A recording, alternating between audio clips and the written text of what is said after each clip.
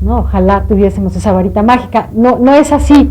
Y creo que en ese sentido el enorme reto es el capital humano y es la masa crítica de personas que pueden hacer que las cosas cambien.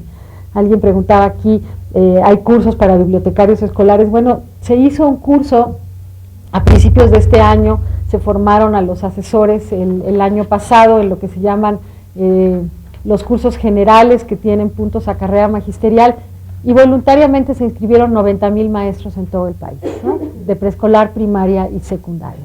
Entonces, ese primer curso que se ofreció, limitado inicial, ¿no?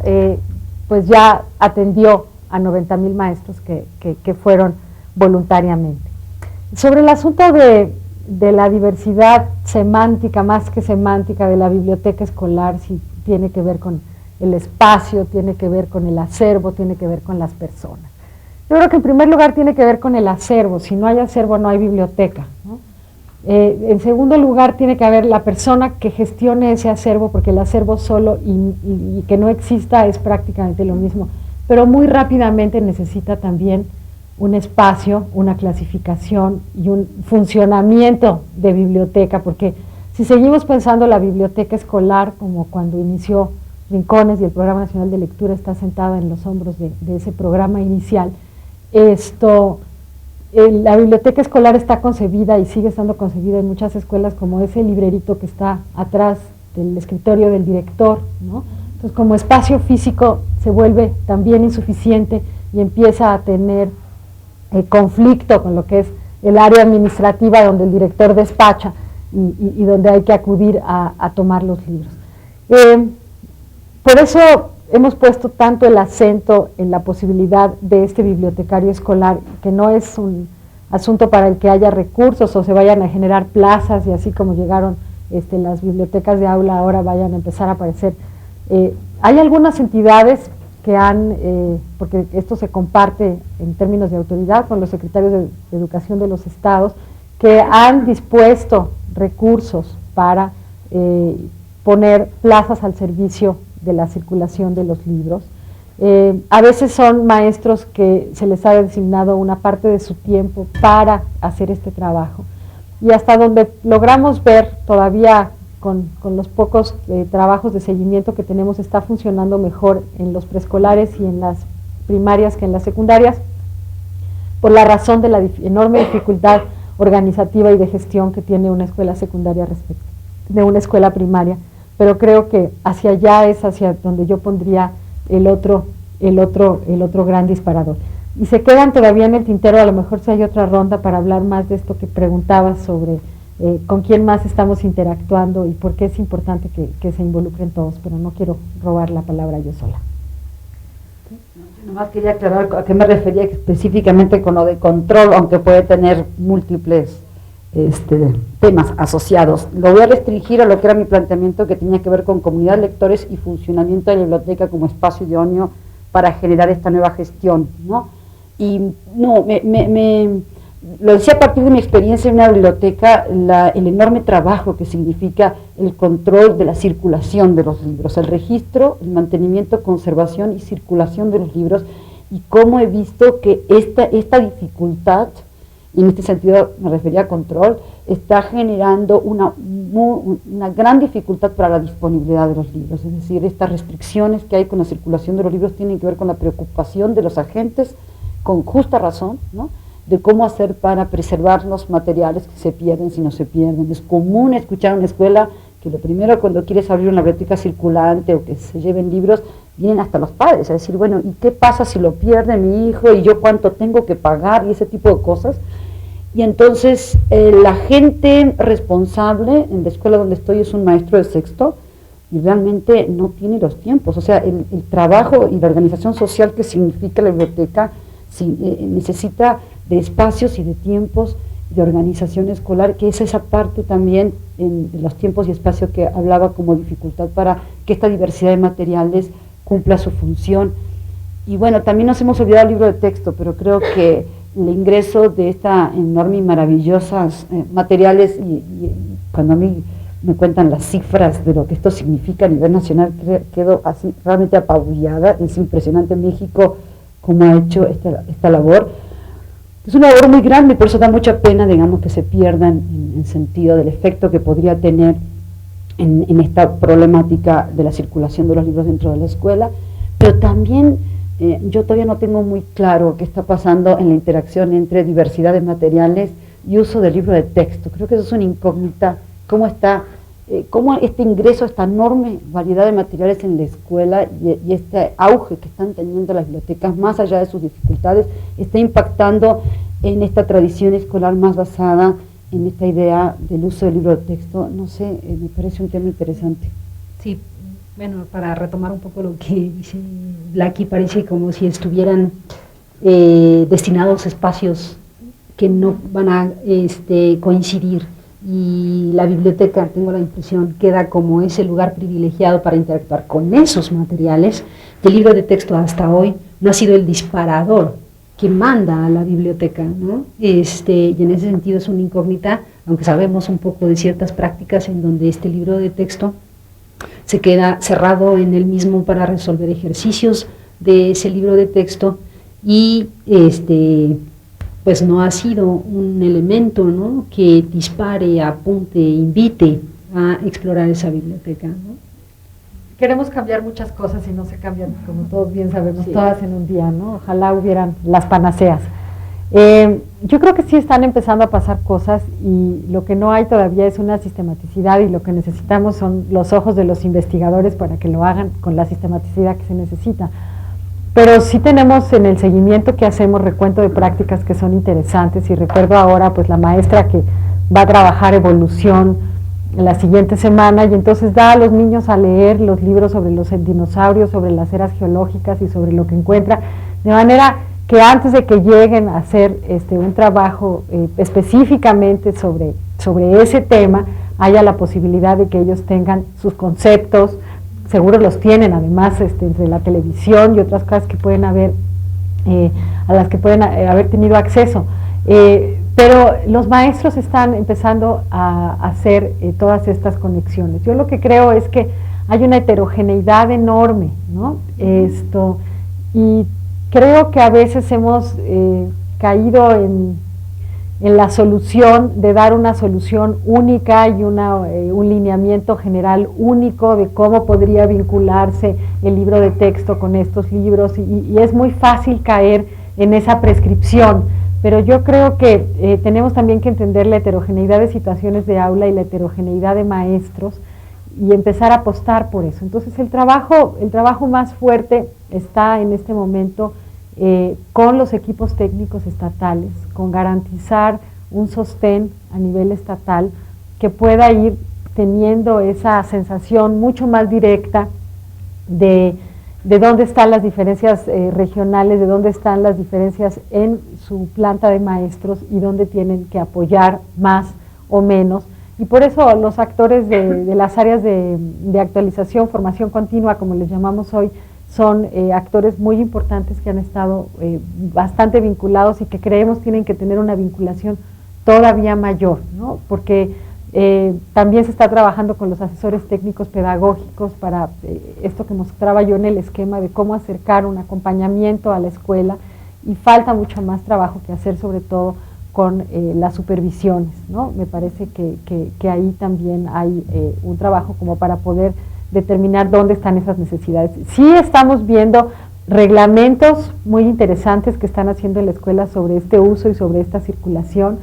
También con los estudios de las escuelas de calidad que se publicarán pronto, hay ya primeros resultados muy interesantes que apuntan, por ejemplo, hacia que hay cierta cantidad de libros, a partir de cierta cantidad de libros, que son más o menos 45, se estudió en rangos, las prácticas se diversifican. Con menos de esa cantidad de libros parece que todavía no hay la posibilidad de una diversidad de prácticas. También tenemos un asunto demográfico importante de la cantidad de padres de familia que hoy son alfabetizados y que tienen un nivel de lectura que permite que haya padres y madres que están yendo a leer, y hay muchísimos libros que se están yendo los fines de semana fuera de préstamo. Les hemos dicho hasta el cansancio que no hay peor libro que el que no se lee, y eso lo digo desde hace 12 años cuando llegué a la secretaría y le pusimos a la segunda de forros un enorme letrero que decía que el libro no estaba sujeto a resguardo, que era del maestro, que lo podía usar cuando hicimos los libros para el maestro. Y sin embargo esta cultura del resguardo y de qué pasa si se pierde y quién lo paga y demás sigue siendo muy fuerte, ¿no? Y hay que seguirle pegando por muchos lados. Los mini poderes y los mini controles funcionan también a partir de pedir esos resguardos, ¿no? Y si no, parece que empiezan a dejar de tener razón de ser, y yo creo que su razón de ser tendría que venir mucho más por el lado de ser parte de esta comunidad de la que tú hablas y de apoyar en el sentido del acompañamiento que la escuela necesita para conformarse como esta comunidad de aprendizaje. Pero creo que hay que irlo viendo como por dónde atiendes a todo, ¿no? Y insisto, para cerrar, que yo atendería por la vía de que tuvieran las escuelas ese acompañamiento lo más cerca posible, y por eso apostar a las capacidades técnicas cerca de la escuela y en la escuela me parece de mayor envergadura que meramente expedir la norma desde el centro y esperar que llegue y ocurra, ¿no? Bueno, ok, sí, si quieres comenta, y sí me gustaría dar lectura a las preguntas para darle al público también la voz, y ya yo la... No, muy rápidamente, porque también no es resultado de investigación ni nada, pero sí los maestros reportan el uso de las bibliotecas de aula y un poco esta interacción con el libro de texto. Y lo que yo sabía también es que empieza a ser utilizada, que el libro de texto sigue siendo el referente fundamental, y que es muy curioso porque ellos hablan como de esta referencia, como ha entrado y de momento no está presente todo el tiempo, ¿no? Es saber que está la biblioteca de aula, pero sobre todo para temas, por ejemplo, en literatura no lleva a que se consulten otros libros, ¿no? Hay una búsqueda cuando se trabaja con textos de divulgación informativos como de otras fuentes de consulta, ¿no? Y entonces, bueno, que tiene que ver también, yo creo que con esta idea de hacia qué cosas consultas más allá del libro de texto. Y ahorita me acordé de cuando se empezó a llevar a las escuelas los libros del Rincón, que justo una de las cosas era de que se hacía, si se metía como normativamente al currículum, ¿no? Esto implica, y se empezó a trabajar en clasificar los libros del Rincón para ciertas cosas, los libros que trabajaban más lo de instrucciones y procedimientos, había libros que eran más de divulgación, texto informativo, y finalmente no se hizo, pero que también yo creo que sigue estando en el debate hasta qué punto se rigidiza, ¿no? Yo creo que hay que dar cierta institucionalidad al asunto, a lo mejor cómo los introduces y lo vuelves parte de lo oficial, pero si se hace demasiado también muchas veces se convierte en algo muy rígido, ¿no? En algo, es como extiendes esta inflexibilidad respecto a lo obligatorio hacia una serie de libros que tendrían que ser, que hay que verlos de otra manera, digamos, ¿no? Que están pensados también para que se consulten y no que se vuelvan obligatorios, ¿no?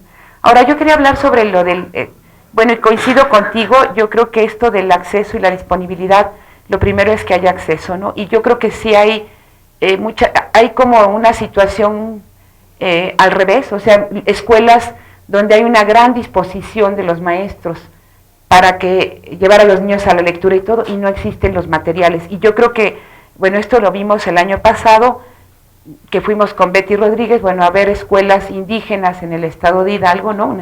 Y comprobar que en la mayor parte de las escuelas que vimos no habían llegado los libros, o no estaban a disposición, ¿no? Ni disposición ni acceso, y efectivamente, si no están los libros, muy difícilmente, sobre todo en regiones donde la biblioteca más cercana no está luego, ¿no? Y demás no son las mejores condiciones y no están estos libros, que sí, que yo creo que es donde tendría que hacerse mucho hincapié, ¿no? En los lugares donde no están rodeados, no es el vehículo más importante, ¿no? Parece un reto muy complicado, ¿no? Hacer un equilibrio entre tener a disposición, aunque esa no, sí, disposición, todo un acervo, muchos materiales, diversidad, etcétera, y al mismo tiempo, pues que eso no basta, y generar una serie de acciones, ¿no? Yo creo que es un reto. Yo quisiera leer ahora las preguntas y bueno, ustedes van diciendo quién quiere tomar la palabra.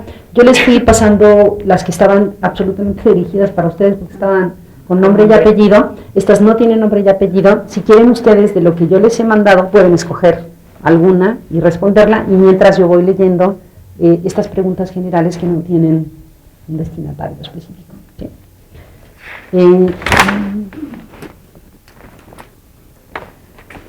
Dice, la lectura es uno de los dos aspectos que se emplean para medir el desempeño escolar de los alumnos. Supongo que el otro es escritura. De educación básica. El otro aspecto, no, es la matemática. Y el desempeño escolar es el indicador privilegiado para medir la eficacia de las escuelas o de los sistemas educativos, INE, PISA, etcétera, ¿no? Este desempeño escolar que estaría medido básicamente por la matemática o por la lectura. Esta consideración, dice, es contundente y está orientando a las escuelas y sistemas educativos a buscar incrementar los puntajes en las pruebas estandarizadas y así poder demostrar su eficacia. Dos preguntas. ¿El estado de conocimiento sobre la lectura y sus prácticas sociales, incluyendo las escolares, está en condiciones de confiar en las pruebas estandarizadas? ¿Las pruebas están midiendo el resultado de la intervención de la escuela o los efectos de una cultura escrita sobre los individuos? Esa es la primera pregunta. Y la segunda, ¿cómo disminuir los riesgos de que estas pruebas estandarizadas, que no miden toda la lectura, compriman la currícula de educación básica, no solo en detrimento de otras asignaturas, sino de la propia lengua? A ver, yo sí quiero decir algo ahí. Hay muchas de las cosas que están planteadas que son como miedos naturales y algunos de los cuales hasta yo podría compartir. Pero yo quisiera plantear el asunto un poco al revés. A mí me parece que hemos llegado a una situación de la escuela en general en la cual lo que no hay es corresponsabilidad por el aprendizaje, ¿no? O sea, a lo mejor las pruebas estandarizadas no son perfectas, digo, yo parto de ahí, creo que nos dicen algo, es como tomarle la temperatura al cuerpo, pues nos da un resultado, no nos va a decir todo lo que nos pasa, nos dice algo, ¿no? El asunto es que nosotros pongamos todo el valor en eso, ¿no? 37.5 grados centígrados y con eso ya podamos hacer una película completa. Ciertamente no da la película completa y hay sistemas educativos que están mostrando muy claramente qué pasa si uno nada más se fija en eso, ¿no? Pero veámoslo al revés, ¿no? O sea, ¿qué pasa cuando no hay una cultura de la evaluación, cuando no hay una cultura de dar cuentas y cuando yo puedo ser maestra pero no me responsabilizo de si mis alumnos aprenden o no aprenden, ¿no?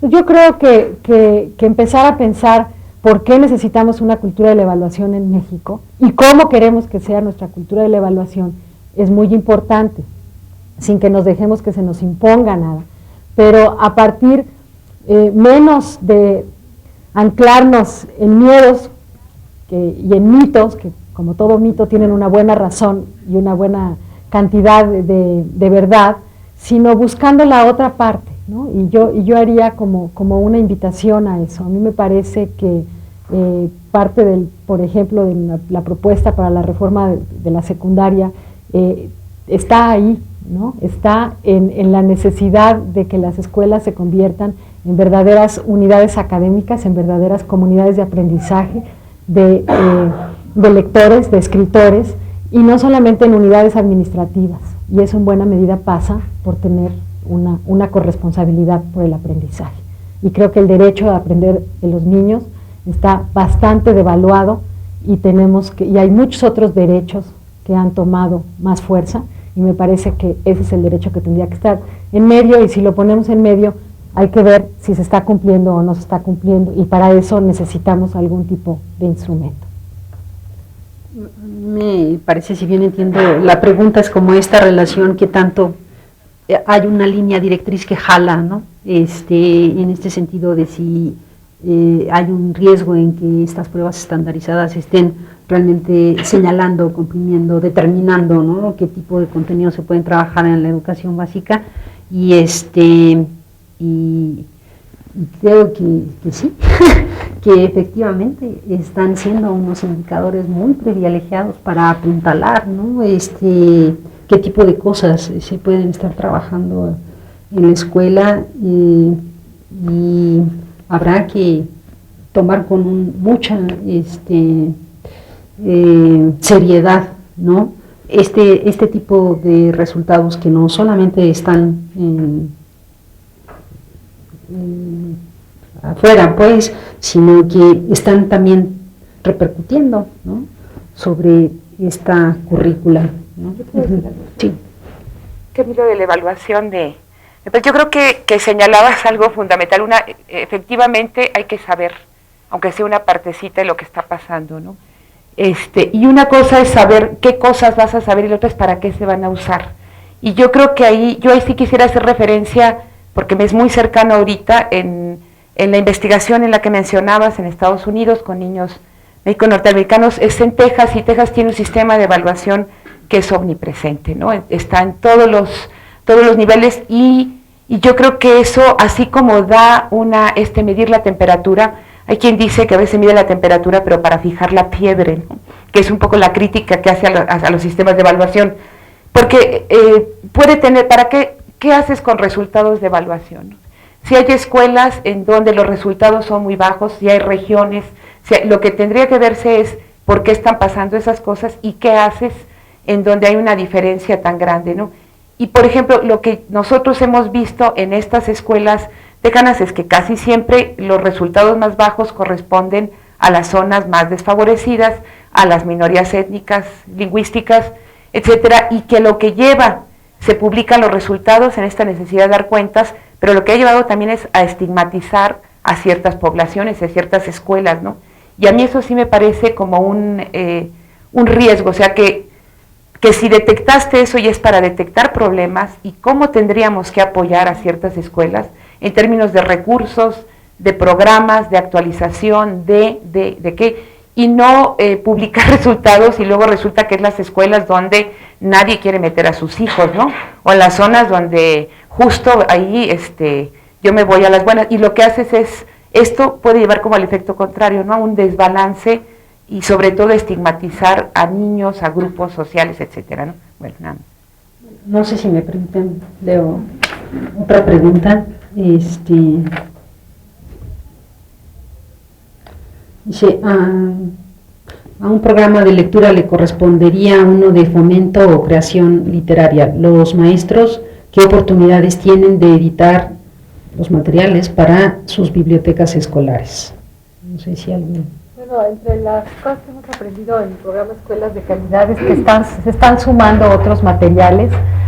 Hay estados que suman materiales porque adquieren nuevos, hay padres de familia que cooperan y llevan más materiales a las bibliotecas, pero también hay producción, sobre todo de muchas antologías de materiales de los alumnos con diversos niveles de edición y producción que están empezando a aparecer. La Secretaría no tiene todavía más que de manera incipiente la idea de fomentar más la posibilidad de la producción que se da fuera de lo que es el centro y el mercado, que es donde en este momento está más ubicada la adquisición de libros, lo cual me lleva también, si me das chance de contestar una que me llegó aquí, dice, en el caso del acervo se manejan textos muy básicos, ¿qué hacer para incrementarlo libremente? No sé a qué se refieren con textos muy básicos.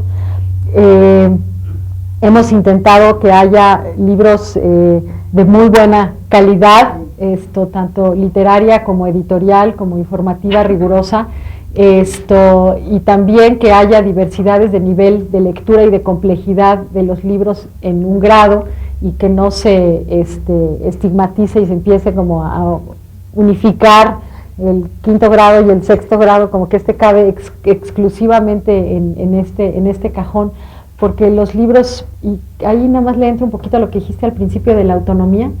Yo lo que creo que podría haber una discusión muy larga sobre el asunto del lector autónomo, pero una parte de la que yo sí recuperaría de la autonomía tiene que ver primero con la enorme libertad de que te pueden generar estos libros, porque pueden ser clasificados de una manera, pueden ser usados para ciertas cosas, a diferencia del libro de texto, que es más prescriptivo y que va siguiendo como la ruta del currículo. Estas bibliotecas pueden entrar en esa ruta, salir con mucha mayor libertad y autonomía. Sé que lector autónomo se refiere a otra cosa. La otra cosa sobre el incremento de los acervos que nos tiene muy ocupados y hasta cierto punto preocupados son las muchas huecos que todavía existen y de las muchas necesidades de materiales para las cuales el mercado no ha dado solución. Y eso me lleva a lo que me habías dicho antes de cómo nos relacionamos con otros. Hay un trabajo ahí sí ya que hemos iniciado en la Secretaría de tocar las puertas, sobre todo de las instituciones de educación superior, para que participen mucho más con el mercado en hacer libros mexicanos sobre México. En las bibliotecas de aula y escolares decimos que queremos que haya espejos y ventanas, ventanas para ver el mundo y espejos para vernos a nosotros mismos, y a veces hay más ventanas que espejos, y por eso en lo que nos toca a nosotros para incrementar más esos acervos, ahí es donde hemos encontrado faltantes y estamos tratando de buscar sinergias como para que hay mucha gente que podría estar escribiendo y publicando en México mucho más para niños y jóvenes que lo que se hace hoy. Yo también puedo. A partir de una pregunta, pero también entendiendo esto de la comunidad y esto que planteas tú del incremento de acervos, por ejemplo, en la comunidad donde estoy yo, tenemos instituciones públicas, está el instituto, un centro de salud, muy chiquito por ciento, la ayudantía municipal, una biblioteca y las escuelas, ¿no? Y entonces esta cuestión del incremento de acervos, etcétera, sí me impresiona el poco uso y la poca conexión interinstitucional que hay entre las escuelas, que son 4 o 5 de la zona, incluida una secundaria, y el espacio de la biblioteca, de la ayudantía, está vacío, ¿no? Y con esta pregunta que dicen, en la escuela el único espacio donde se forman los lectores, o la formación de lectores resulta más rica que en otros espacios, la formación de lectores resulta más rica que en lo escolar. Obviamente no es el único espacio donde se forman los lectores, y también, pero sí es cierto que en una gran cantidad de espacios sociales, especialmente en la comunidad donde estoy, la cultura del libro y el acceso a materiales en términos familiares es muy poca. No con esto quiero decir que esté de acuerdo con el mito de que no se lee. Nosotros iniciamos en la biblioteca invitando, creo que es de Caracas, no sé de dónde, un proyecto que le llamamos Los Morralitos Viajeros, que es un proyecto donde enviamos libros para toda la familia que circulan una semana en las casas. Pues la primera semana ya nos regresaron 3 morralitos, porque la abuela estaba leyendo y no había terminado, y la abuela se ve que es la abuela, ¿no? Entonces, estabas borrando los libros, ¿no? Sí, ya, del metro. Nuestra cuestión de que cada semana se iba a pasar así muy ordenadamente de niño a niño ya nos falló, pero qué rico, ¿no? Entonces yo creo que sí creo que la